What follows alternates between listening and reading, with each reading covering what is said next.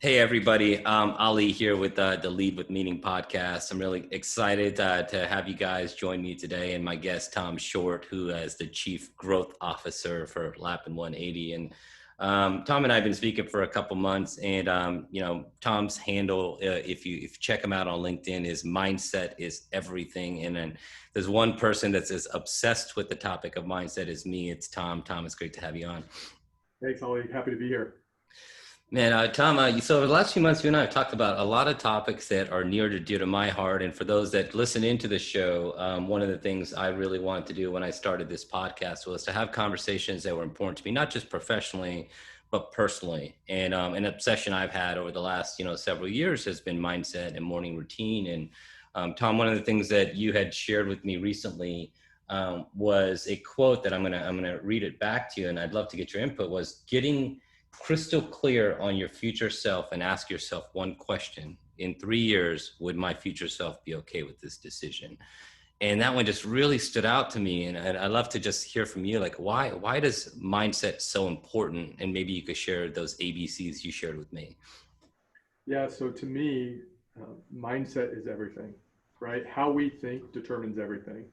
Everything starts with a thought, and a lot of people don't realize we can control those thoughts. We can create thoughts that will become habits, which will become things. So, if I'm remembering correct, are you talking about the ABC, like action, behavior, Correct. consequence? Yeah. Yeah. So our thoughts can dictate our actions, which dictate our behaviors, which dictate the consequence or the outcome, right? And so often people just think, well, this just happened to me. Oh, take that back one more time, a little slower for the audience. Okay. That's what you were referring to, Yeah. right? Yeah. Exactly. Yeah. Yeah.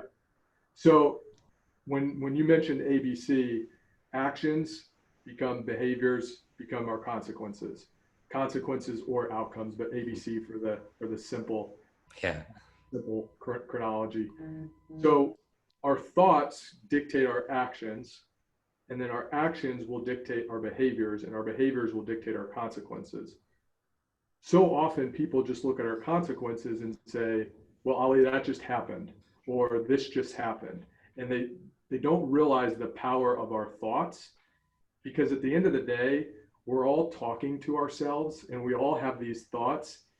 How do you want to have that conversation with yourself? That's where the power starts to come, is when you start to think your thoughts and become your thoughts, and then that can dictate everything that goes on in your life. Mhm. So one of the things we spoke about recently, Tom, was, how do we control those, those negative thoughts and embrace them and kind of create, that peak performance, mindset, as we talked about, whether it's the monkey mind or, different things. So how do we control those thoughts? Because we all are going to go through things. I know one of the things you and I talked about in the past was, misconception of things like fear. But how do we control those thoughts when they come in our way? We're in the midst of a challenge and some turmoil. We're still in the midst of a pandemic, so things are happening every day. How do we control those thoughts? To give our listeners a little context, for me, let me back up to how I start my day. And that really dictates where my thought process comes from. So, as you and I have talked about, I start each day no phone for the first 2 hours. And people are going to say, well, I can't do that. I'm just so important, Ali, that I've got to have my phone. What I found was that when I was reaching for the phone first thing in the morning, I was reacting to everything, whether it was bad news, whether it was, an email from a coworker or a client or a text message from the night before. And I just thought, this is really snowballing into the rest of my day.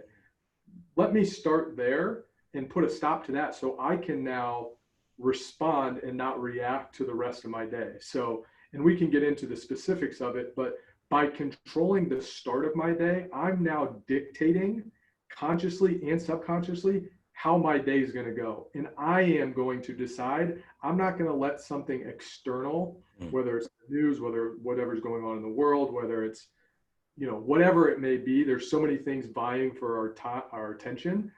So I decided that I will start my day and not react to whatever's going on, because the phone is the first place that we all reach in the morning.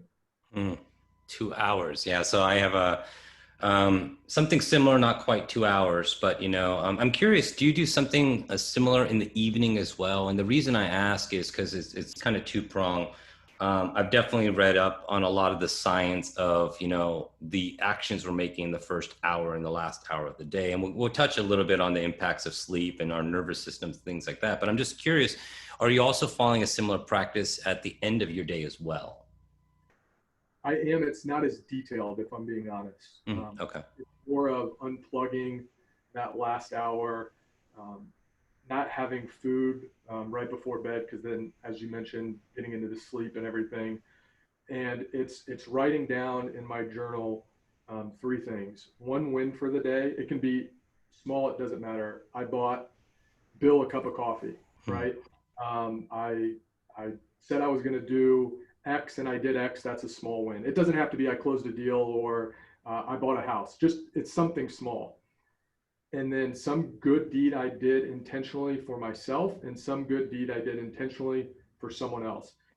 What I found with that, and that's pretty much the extent of Hmm. my evening routine, but that small win, I can go back at the end of the month and find 30 wins. I can go back at the end of a year, and Yep. if I'm being consistent, there's 365, as opposed to just waiting for one big win, which big can be defined to everyone as Yeah. something different. But I want to find one small win every single day. Wow.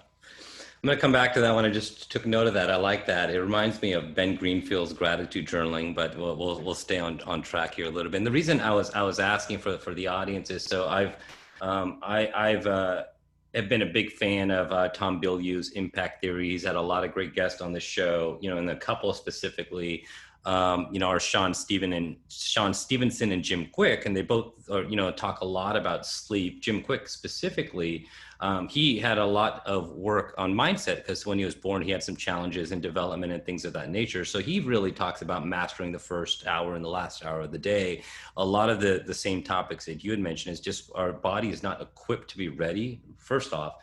And secondly, like from an energetic perspective, like you're speaking of like how we're choosing to start our days, right? So we touched on that a little bit. So I wanted to come back a little bit on that self-talk. So we start our morning routine, right? So we're priming our day, and I think that's the term you use, or I use, and you use tuning your day. I always get this confused.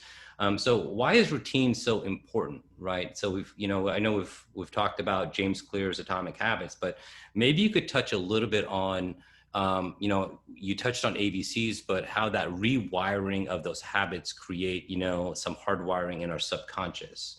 Maybe you could touch on that real quick. Yeah, so back, using the morning routine to establish the patterns of your day. What that does is it's getting me in the mindset of I control what's going to happen today. I am going to respond to things. I'm not going to react.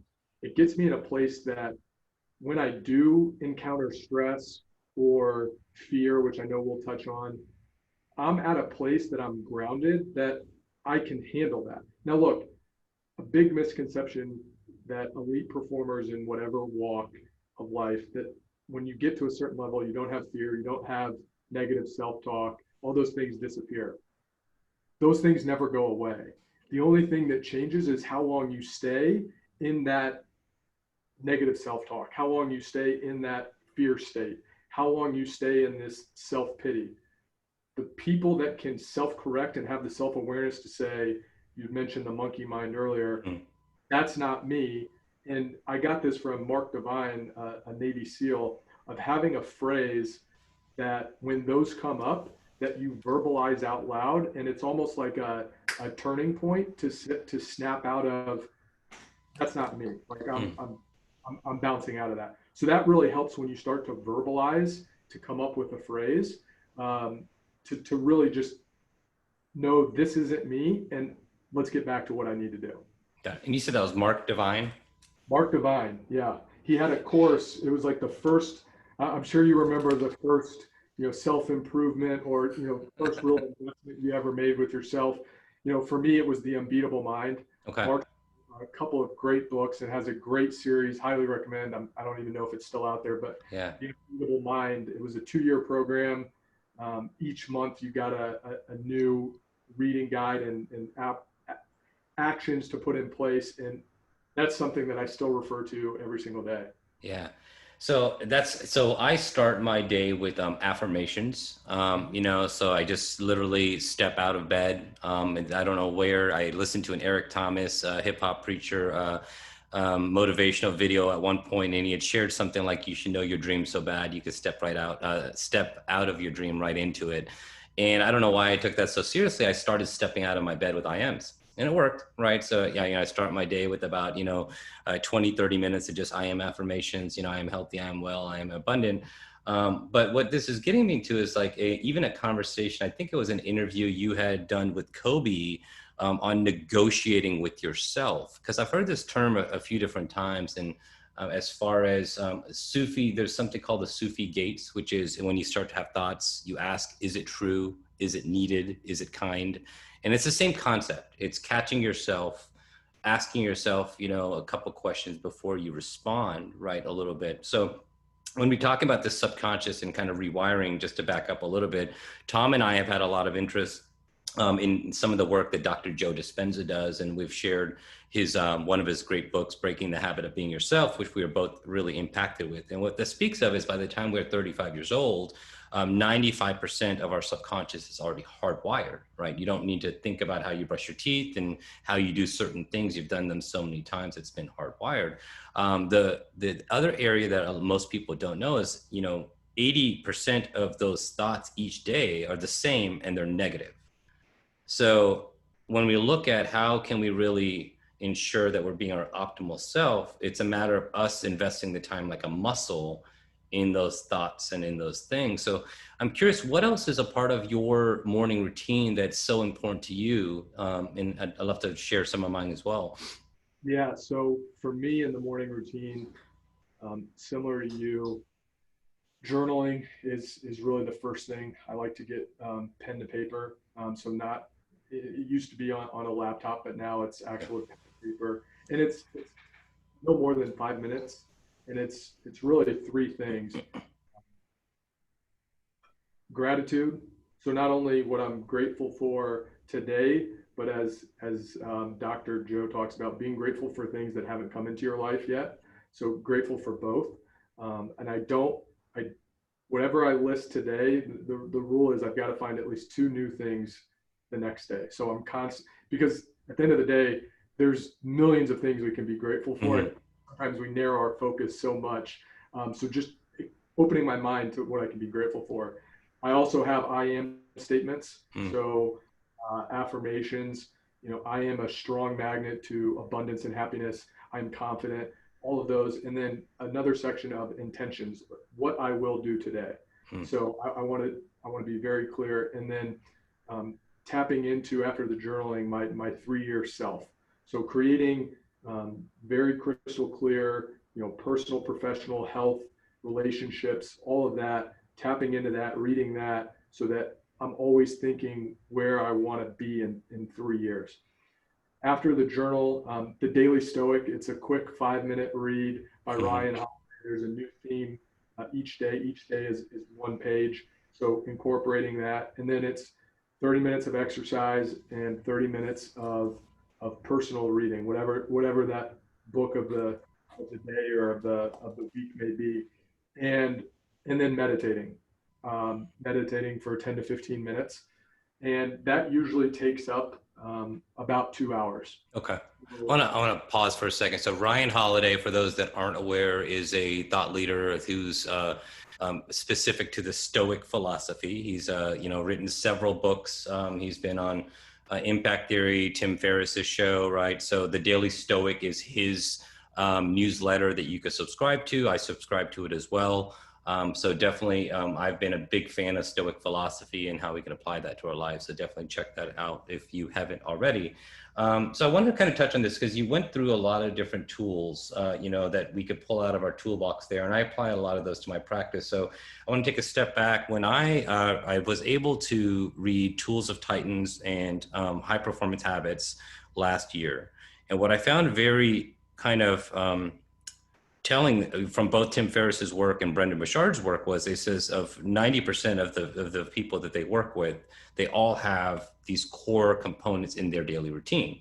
So if we look at, these world-renowned life coaches that are working with the likes of Oprah and Peak Performers and everybody else, 90% of these people had a daily meditation and breathwork practice. They had daily journaling, they had daily gratitude journaling, they had daily, physical and cardio exercise, so that a lot of the things that we were talking about were a part of the lives of these peak performers. So the question I always ask is, if we are trying to strive to be our best selves, how is it that we're not applying these skill sets? So to that point, let's say now we're really excited, Tom, we want to jump in tomorrow.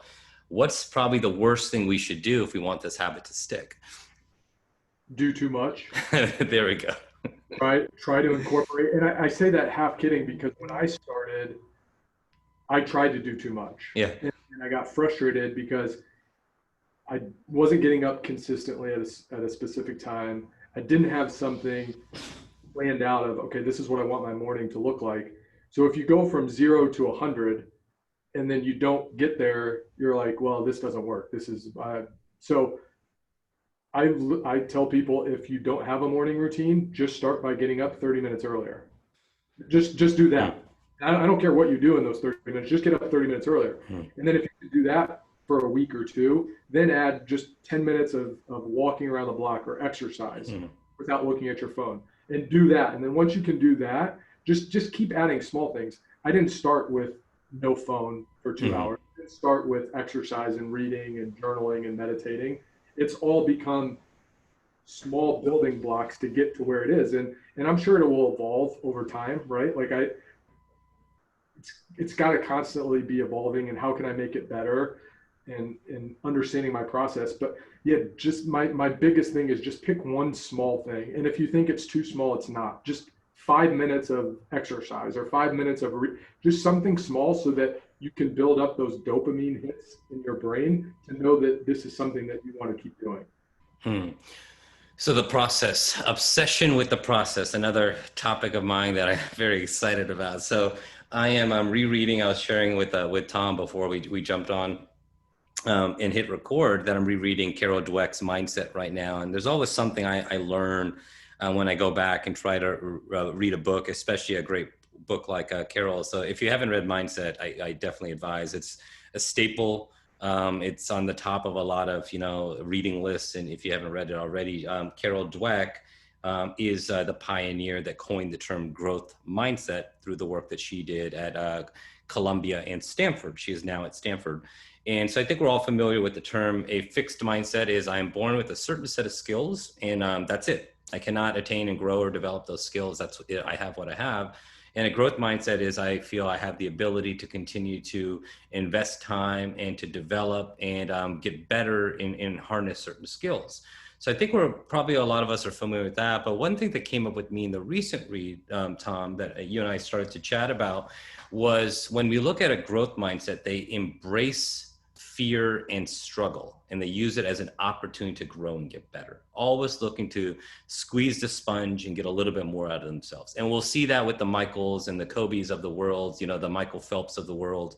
I recently listened to a Michael Phelps video where he said, the ones that are great are willing to do more than anybody else. And he says, when everyone else took Sunday off, he worked an extra 52 weeks a year. Imagine the difference that had for him. And they're just wired that way. But what stood out to me on this fixed mindset was a fear of the failure impacted their love for the process, right? And so the reason I wanted us to kind of bring this up for the audience today is because you don't fall under just one bucket. You're going to fall under growth in maybe certain aspects of your life, and maybe a fixed mindset in other aspects of your life. And we're going to see some great entrepreneurs and CEOs that are uber successful. They're doing great things, but once that struggle comes up, they fall under that fixed mindset. So I wanted to talk, about the obsession with the process and kind of hear from you, because that's something that you and I really kind of focused on. Why is process and the obsession of the process so important? And how did that correlate for you in your time in officiating and refereeing, and when you're working with kind of, some of the Olympic NBA athletes? Yeah, I'm glad you brought that up, because that's where I was going, because that's what it all started for me, was in my officiating career. So in officiating, much like life, I didn't get to decide how many games I was going to work every single year. In a way, I did by what I did to get better and prepare. But when it came to scheduling time, right around this time of year, Yeah. in September, October, before the season, like I didn't have any say on my schedule. But what I did have a say on was everything that I did in the summer and the previous year, because nobody could tell me how many games I was going to watch. Nobody could tell me how much I was going to exercise. Nobody told me how I could improve my craft and improve my mindset Mm. during a game. Now And they, for context, real quick, so Tom, you had spent more than a decade in officiating Division One NCAA basketball, and a part of that was being able to work with the Olympic team, which is full of NBA athletes, right? So just for context, right? Is that about right? yeah. So I worked with the Olympic team in 2012 and 2016, and then, like you said, spent the last 10 years officiating Division One. Much like I'm sure some of your listeners, you start to realize at a point in your career or personal life or whatever that things aren't going the way that you hoped or wanted or dreamed of or whatever. So it was taking a step back and creating a list of things I can control and things I can't. And it's like, it might sound uber simple, but this is how I got there. And I didn't come up with this, but things I can control. And I just listed out things I can control: my physical fitness, my body. I can control my craft, and as far as watching film, getting in the rule book, getting in the case book, and my mindset. Dr. Michael Gervais always talks about elite performers can control three things: body, craft, and mind. The good ones control their body. The great ones control body and craft. The elite ones know that the mindset is the tipping point. So for me, after a couple of years of just kind of, okay, I was like, took a step back. What can I control? What can I control? And I'm going to go deep on a process because that's all I can control. And I'm not going to let my routines become a rut. I'm going to constantly evolve, and how can I get better? And that's what I noticed from working with the elite athletes, whether it was Division One or more so with the Olympic team, is that everyone can work hard, but the elite find that inner competitiveness that nobody else can pull out of you. Right? Like I can want something for you, Ali, but if you don't want it for yourself, it's going to fall on deaf ears. Yep. So it was finding that, okay, is this what I really want? Okay, how bad do I want it? And what am I going to do to get there? So what do I want? How bad do I want it? Because there's a lot of people that are interested in stuff, Mhm. but there's very few that are committed. And that's where your process comes in. How committed are you to it? And so I just realized, okay, this is what I want to do. This is where I want to get. And so now that trickled into the morning routine. That trickled into other areas of my life. But it really started in officiating because that was really my first love. And I knew that I had aspirations to go farther. And so it was taking a step back. And one of the things my mentors told me, and this has led into my morning routine, is success leaves clues. Hmm. Whatever you're trying to do right now, what anyone listening to this, chances are someone has done something very similar, right? So like my morning routine, like you had mentioned some of the other people and elite performers and athletes. Okay, just go figure out what they do and like tweak it to me and like, Yep. okay, I don't want to do that, or maybe I do. So for me, it was all about the process and just become addicted to the process of getting better. Hmm. That's Yeah, I love that, Tom. It reminds me a little bit of a statement I think Tony Robbins made years ago. I think a lot of us started our personal development and with Tony, right? And he's been a pioneer doing this for so many years. But he'd always talked about, look, somebody has done this before. Go find somebody that has done it before and mimic them, and then find a way to kind of tweak it and model it for yourself and kind of make it your own. So yeah, I love that, right? And that's why even for me, it's very similarly. It started with like a 1 hour workout and wanted to add more. And then, as you said, success does leave clues. And you naturally, what started for me was a big pivot. I've shared this in the past, was with my morning workout. I stopped listening to music, right? So it's one of the first thing I did was, hey, get off that phone. And even if I used to like the small little iPods and, now everything's adapted to a phone. But so the first thing for me was like, okay, I wanted to really start to, tune my brain with the type of things that I was listening to in those magic hours in the morning. And then I started to see a natural change of my development, my mindset, that monkey brain, so on and so forth. And then you start to add these other things. So when we look at kind of creating habits, and maybe how come people don't start, right? And it's usually that fear, right? That fear of failure, that fear of success. And so there's a great visual that breaks down kind of our comfort zone, our fear zone, our learning zone, and our growth zone, right? And so you and I have talked about, to truly grow, we have to get out of that comfort zone, right? And so how do you work with some of your clients, and maybe even some tactics that you've had in your own life to embrace the suck, as we talk about, lean in, like I think Holiday calls it, obstacle is the way. So how do we lean into those kind of the fear to get to a learning zone, to eventually get to a growth zone? So how can we maybe encourage others when they know I need to do more, but I'm stuck? I think it's important to, at a foundational level, understand why our brain is there. And our brain is there to keep us alive at its core. Like that's its function, to keep us alive. And so naturally it wants to keep fear at a bay because it's not sure if whatever we term as fear is going to hurt us. So understand that as that's not something that Tom and Ali came up with. Like that's at its core, science proven that our brain is there to keep us alive. So now let's build upon that. When we encounter fear, our initial reaction is for our brain to tell us, Tom, don't do that. That could be dangerous, right? And a lot of the times we don't feel like doing something. Like there's a lot of times when I was officiating, I didn't feel like watching film, or I didn't feel like working out, or I didn't feel like this, right? For whatever reason, you're never going to always feel like it, but you can act your way into the feeling. So I always found that whenever I didn't feel like it, to your point, you start asking your questions. Okay, what's going on? Like, is this helping me? If I don't do this, is that helping my 3-year self? Would my 3-year self approve of not doing it today? And then it's funny, every time you start acting your way into the feeling, all of a sudden you start feeling like, okay, I want to do this. How many times do we not want to work out? And those are some of our best workouts. Yep. It's how do we start acting our way into the feeling? Because you're not always going to feel like doing something. And so the last point I'll touch on there about fear is I also realize that when fear comes up, to me, there's really, and I've shared this with you, we have this, and I don't know how it came about, if it's society or our upbringing or whatever, but we always think that other people care about what we're doing or what we're thinking, right? And it's when you get to the point that realize like we all have enough shit going on in our life. I'm sorry, I don't know if I could say that here. Yeah, you can.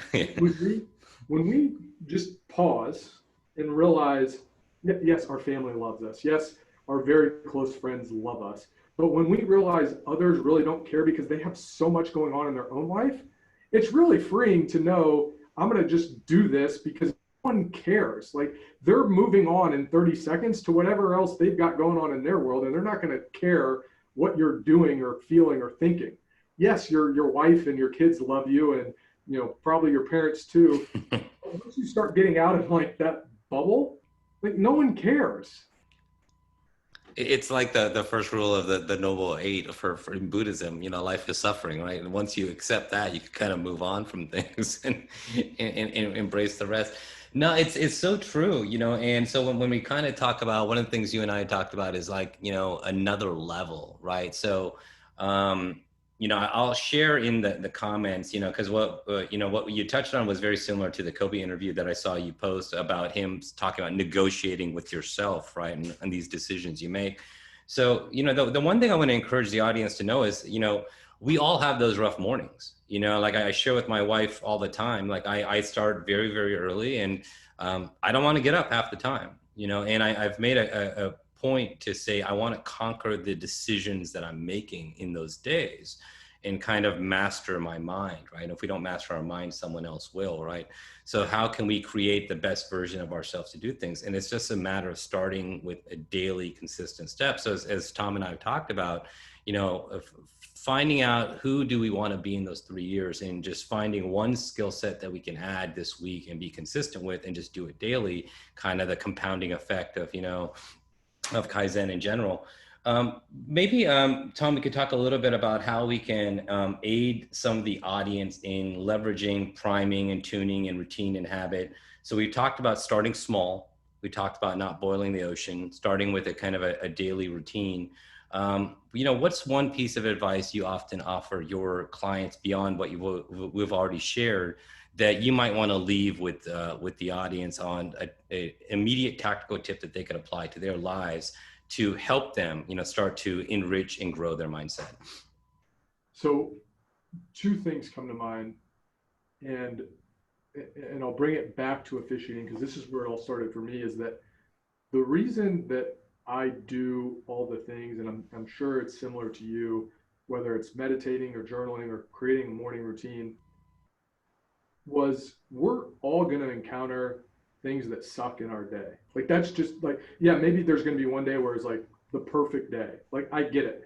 I don't do all this stuff for the days that it's 75 and sunny. I'm doing all of this for the days when it's 40 degrees and rainy and it seems like everything's going wrong, because that's life and there's always going to be things that go wrong. That's why, to me, mindset is so important, because it's helping me for the times when things aren't going well, when rejection comes, when there's things that just seem to be going, in a downward spiral. Because in officiating, players are going to get upset. You got 15,000 fans yelling at you, two coaches over there that just think you're not as bad as you were previously because the call didn't go against them. So I was doing all of that, and still why I do all this today is we're all going to have good days. We're all going to have bad days. We're all going to have good times and bad. What are you doing to prepare yourself for the bad times? Because you can either go down a rabbit hole and a bad day can become a bad week, which can become a bad quarter, or you can realize, hey, this isn't me. This is just part of what happens. Now I'm going to, again, maybe it's that phrase you come up with. Maybe it's something to help you center with breathing or whatever. So one thing I'll leave that I do to break up my day, or if I feel like things are just, if I feel like I'm getting out of control, I'll do a simple 4-minute breathing exercise.